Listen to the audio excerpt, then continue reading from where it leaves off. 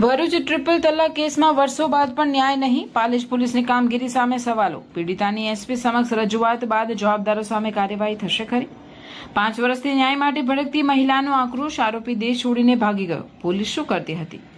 ભરૂચ જિલ્લાના પાલેજ પોલીસ મથકે નોંધાયેલા ગંભીર ગુનામાં મુખ્ય આરોપીની 5 વર્ષ સુધી ધરપકડ ન થતા હવે સમગ્ર પોલીસ તંત્ર સામે સવાલો ઉભા થયા છે। આમોદના એક વિસ્તારમાં રહેતી પરિણીતાએ ભરૂચ જિલ્લા પોલીસ અધિક્ષકને કરેલી લેખિત ફરિયાદમાં સીધો આક્ષેપ કર્યો છે કે એફઆઈઆર ગુના રજીસ્ટર નંબર 111-99-039-21-0405 મુખ્ય આરોપી હુસેન અયુબ દિવાનને ઇરાદાપૂર્વક બચાવવામાં આવ્યો છે અને જવાબદાર પોલીસ કર્મચારીઓએ ફરજમાં ગંભીર બેદરકારી દાખવી છે। ફરિયાદ મુજબ પરિણીતા છેલ્લા 5 વર્ષથી ન્યાય મેળવવા માટે પોલીસ સ્ટેશન, કોર્ટ અને સરકારી કચેરીઓના ધક્કા ખાઈ રહી છે, છતાં આરોપી સામે કોઈ અસરકારક કાર્યવાહી થઈ નથી। મહિલાએ આક્ષેપ કર્યો છે કે તેનો પતિ અને કેસનો મુખ્ય આરોપી હુસેન અયુબ દિવાન લાંબા સમયથી વિદેશમાં રહી કાયદાની પકડથી બચતો રહ્યો છે।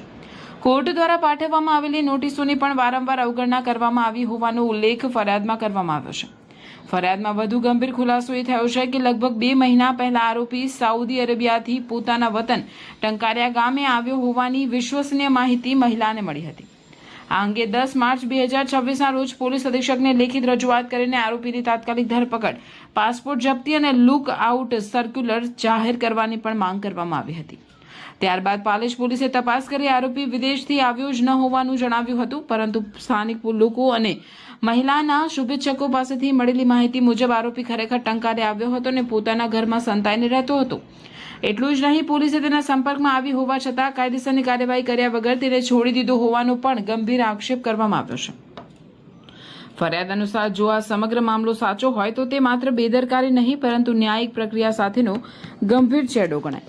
એક તરફ પીડિત મહિલા વર્ષો સુધી ન્યાય માટે ભટકે અને બીજી તરફ મુખ્ય આરોપી સરળતાથી દેશ છોડીને સાઉથ આફ્રિકા ભાગી જાય તો તે પોલીસ તંત્રની કામગીરી અને કાયદા વ્યવસ્થાની વિશ્વસનીયતા સામે ગંભીર પ્રશ્નચિહ્ન ઊભું કરે છે।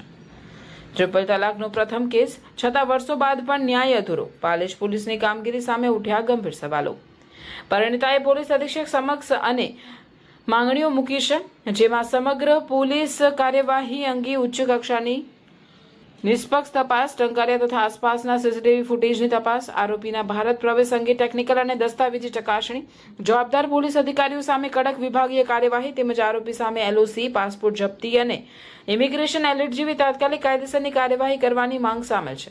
પીડિત મહિલાએ પોતાની વ્યથા વ્યક્ત કરતા જણાવ્યું છે કે સતત કોર્ટ કચેરીઓના ધક્કા, સામાજિક અપમાન, આર્થિક બોજ અને માનસિક ત્રાસના કારણે તેનું જીવન અત્યંત દુષ્કર બની ગયું છે।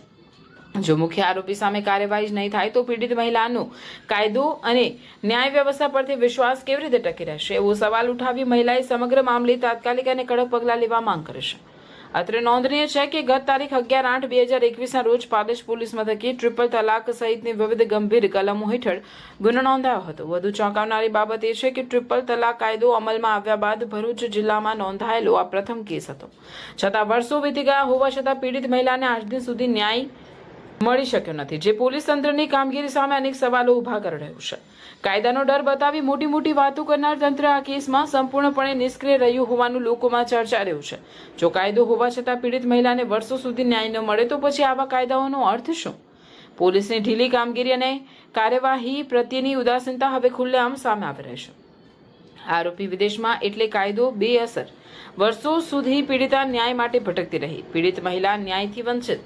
આ સમગ્ર મામલે હવે લોકોમાં અનેક પ્રકારની ચર્ચાઓએ જોર પકડ્યું છે। સૌથી મોટો સવાલ એ ઉઠી રહ્યો છે કે શું આરોપી વિદેશમાં હોવાના કારણે તેના વિરુદ્ધ કોઈ કાર્યવાહી થઈ શકતી નથી? જો એવો જ નિયમ હોય તો પછી કાયદાની જોગવાઈઓ અને પોલીસ તંત્રની કામગીરી પર ગંભીર પ્રશ્નચિહ્ન ઊભું થાય છે। લોકોમાં એવી પણ ચર્ચાઓ વહેતી થઈ છે કે શું પ્રભાવશાળી અથવા વિદેશમાં રહેલા આરોપીઓ માટે કાયદો અલગ રીતે કામ કરે છે? વર્ષો સુધી કેસ લટકતો રહે અને પીડિત મહિલા ન્યાય માટે દરવાજે ભટકતી રહે તે કાયદા અને તંત્ર બંને માટે શરમજનક સ્થિતિ ગણાઈ રહી છે। હવે લોકો માંગ કરી રહ્યા છે કે પોલીસ તંત્ર ખુલાસો કરે કે આખરે આરોપી સામે કાર્યવાહી અટકી કેમ છે અને જો આરોપી વિદેશમાં હોય તો તેને કાયદાની પકડમાં લાવવા માટે અત્યાર સુધી શું પગલાં લેવામાં આવ્યા છે? હવે સૌથી મોટો સવાલ એ ઊભો થયો છે કે પરિણીતાએ એસપી સમક્ષ કરેલી ફરિયાદની ખરેખર નિષ્પક્ષ તપાસ થશે ખરી?